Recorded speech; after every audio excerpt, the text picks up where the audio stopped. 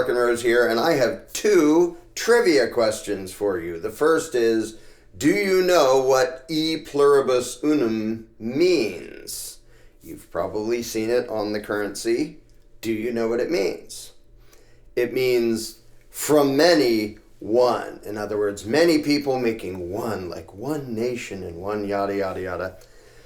And the second trivia question, do you know the origin of the word fascist? I should give you a few seconds, except then you'll just look it up on Google, so I'm just going to tell you. The word fascia, or fascio in Italian, since Mussolini basically coined the term, it refers to the fact that if you take one stick, it's bendy and breaky, but if you lash together a whole bunch of sticks, that is known as a fascia. And the concept of fascism is if we're all uniform and in the same direction and attached together, then we're super strong. Okay, why do I bring these things up? The issue of collectivism versus individualism often turns into a bunch of assumptions that aren't accurate and don't make any sense. Like, people often think that the argument between government and anarchism is the argument between, like, community and getting along and cooperation and every man for himself. And there's sort of a reason to think that, it's not true, but there's sort of a reason to think that because so much of the statist propaganda has to do with the collective thing of the common good and the people and the nation. And you see this BS in a bunch of things. You see it in E Pluribus Unum, for example. But you see it in all the preambles and garbage of the constitutions of North Korea and the Soviet Union and Red China and all that. The people and the workers and the working class has to own the blah, blah, blah. These huge collective notions of this collective is what matters. And so it's easy for people to decide that, well, if you're against that, then you must be against, like, large-scale organization, and you're against, like, helping out for the greater good, which isn't at all true. The problem is the collective and the greater good has been used as an excuse for violent domination and the violent victimization of the individual for so long that it's easy to accidentally imagine that anarchism and voluntarism means the individual matters and the country doesn't. Well, there wouldn't be countries. The huge population or a town or a family, well, that doesn't matter. It's just every individual matters and we're like, it's every man for himself. Which is not at all true, but I understand why some people get that. And so if you look at people trying to introduce the ideas of voluntarism to people who come from, for example, Asian cultures, which are very much about the family.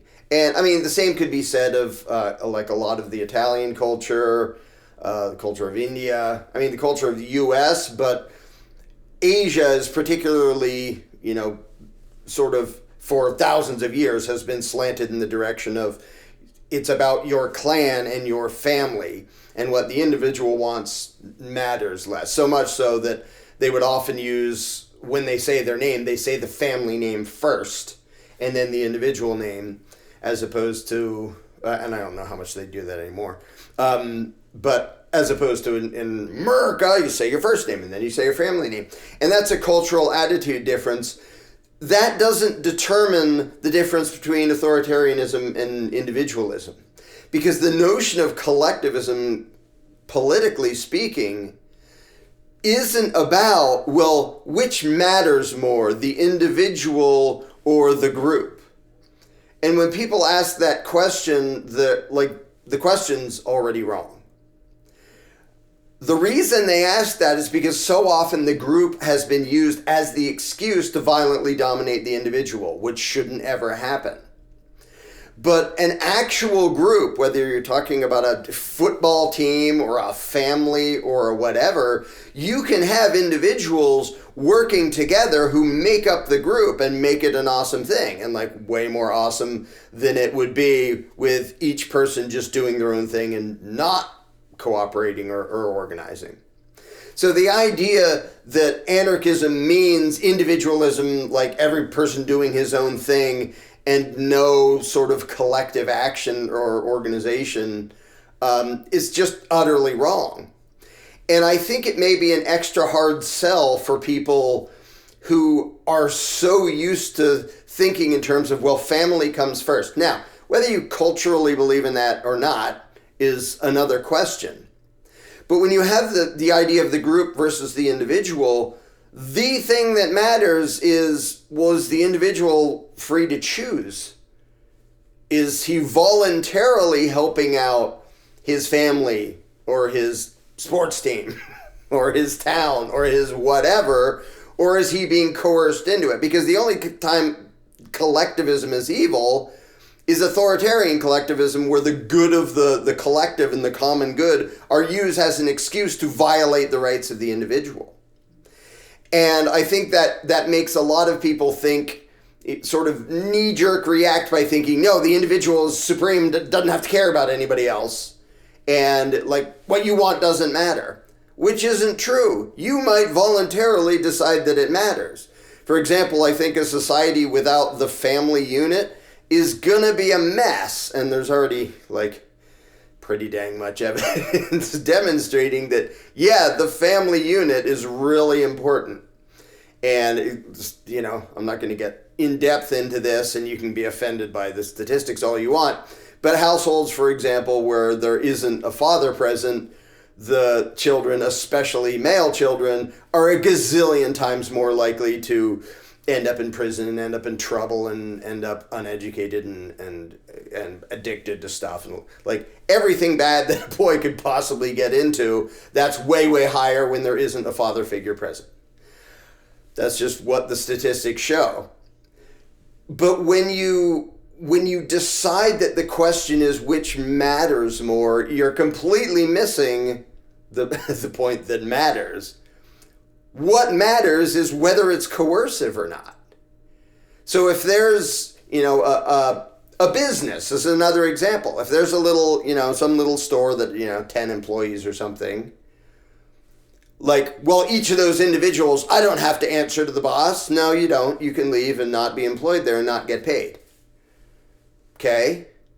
Or you can be employed there and sort of be grouchy and, I'll do my time here to get the paycheck. Or you might be in a setting where the people actually like each other and get along and sort of have fun and are productive and work together well. All of those can be voluntary. It doesn't mean they're all healthy or fun.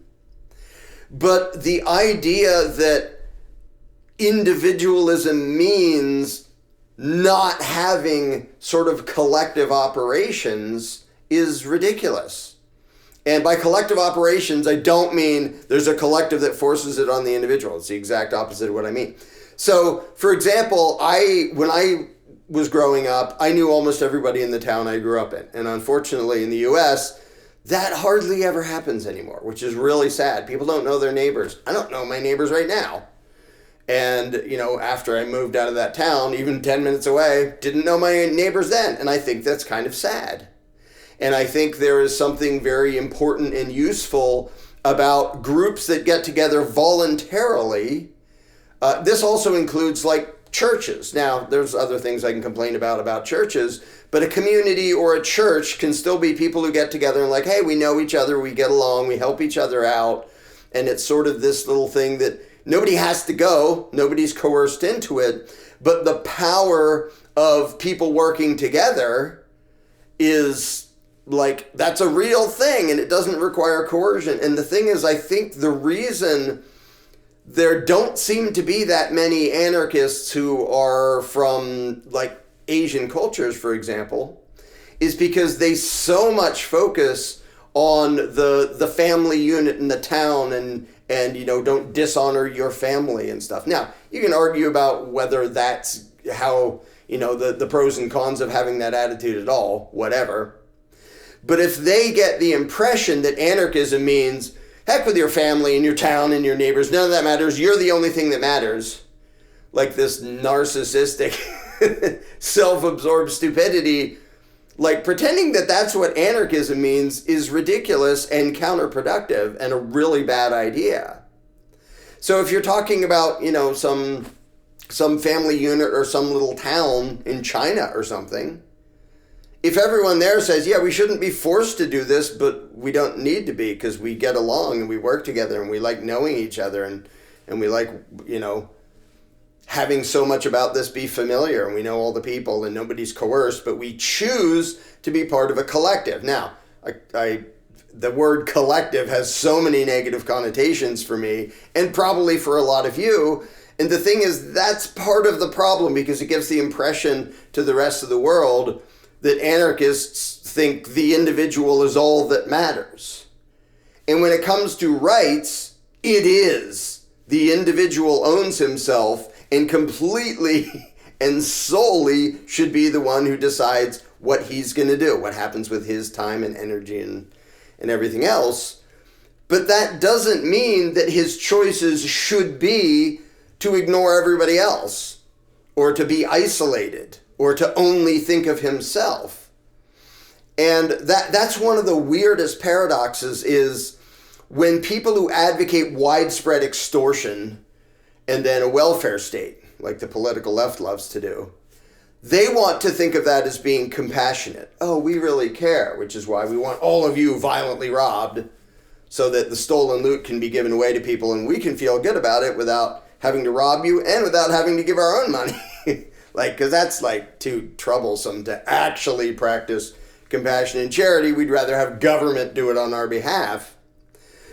So when that's the impression people get, they get into this dichotomy that doesn't make any sense, where the choices are the collective matters and should do whatever it wants, or just each individual matters separately, instead of recognizing, and this is a thing that a lot of people bring up, we're a pack animal. Homo sapiens is a pack animal. And we are. We don't every man for himself run for the woods. We do really badly in that setting. In fact, for a while, Amanda and I were watching a few seasons of Alone, the show where a person's off in the wilderness, and they have all their wilderness skills, and they know how to build huts and this and that and the other thing, and a huge percentage of them go, oh, I thought the survival skills was what was going to matter, but I've been out here for a month or two with no contact with anybody else, and I'm losing my frickin' marbles, and I want to go home. Because people need other people. And I can say that even though I'm an antisocial introvert. Sorry, asocial. That's the correct term. Asocial introvert. But if people are getting the impression that the choice is either the individual matters or the group matters, they're missing entirely. Because the question is not which matters. They both matter. If you don't think the group matters, see how well you do on your own in the woods for 3 months. Most people couldn't handle it. And not for survival reasons, for mental and psychological reasons. It isn't which one matters, it's which one gets to decide the individual's life for him. Does the collective get to decide for him? No, the individual gets to decide. And if he voluntarily decides to become part of a group, whether that's having a family or joining a football team or joining a church or living in a town where he knows his neighbors or whatever, that's very empowering and can be mutually beneficial for everybody. So there is no need to sort of decide between which one matters, because society isn't something other than all of the individuals put together. Now, all the individuals put together interacting and cooperating and organizing can accomplish things that no individual could on his own, but it's still a bunch of individuals making that happen. They're making it happen with each other, but there isn't such a thing as society minus all the individuals in it. That isn't anything. The cumulative sum total of all the individuals is society. And because statists so often use dishonest rhetoric, the law is just the rules that society has chosen. No, it frickin' isn't. It's a ruling class made up some arbitrary BS and forced it on everybody else. But the fact that authoritarian collectivists use that terminology so often can make people do a reaction in the other direction, which basically says the individual is all that matters, which is completely and totally wrong. The individual is absolutely the one who should be the only one who gets to decide what is done with his time and effort. He gets to control him, and in doing so, he may choose to organize with others, and he will. Like pretty much everybody is going to voluntarily choose to interact with others, even absent any coercion, because humanity does a billion times better when we do that. So I just wanted to quick make this video because I think it's easy to fall into the trap of thinking that anything involving groups or any terminology about the collective automatically equals bad. It's sort of like when the commies think that anything like a hierarchy is automatically bad. No, it's automatically bad if it's coercive, if it's forced on anybody. And it's extremely useful and kind of necessary for any sort of advanced society if it's done voluntarily. And the same is true of all sorts of groups. And so the whole individualist thing, a lot of that actually has nothing to do with anarchism. The idea that you own yourself and you should be in charge of yourself, yes, that has everything to do with anarchism. But the idea of like, I'm self-sufficient and I don't need anybody and I can live in the woods by myself, like, okay, cool and good for you. I'm not against people being prepared and knowing how to do that. But that's not somehow more anarchist than a bunch of individuals freely choosing to get together and cooperate and farm and hunt and build shelters and build towns and build skyscrapers and combustion engines and like everything under the sun that you can build. Every man for himself isn't more anarchist than a hugely complex voluntary arrangement of people. And I know that just sort of in vague thought, a lot of people get that false impression. And I think if you want to have people from, Asian cultures, and like I said, Italian has some of these aspects, and India has some of these aspects, and pretty much every culture does to one extent or another. But I think the sort of putting the good of the group ahead of the individual is different in different cultures, and that's least present in the U.S., which weirdly I think is in one way sort of good, because it's why it goes along with the feeling that the individual gets to decide his own destiny. Nobody gets to force anything on him. That's completely true.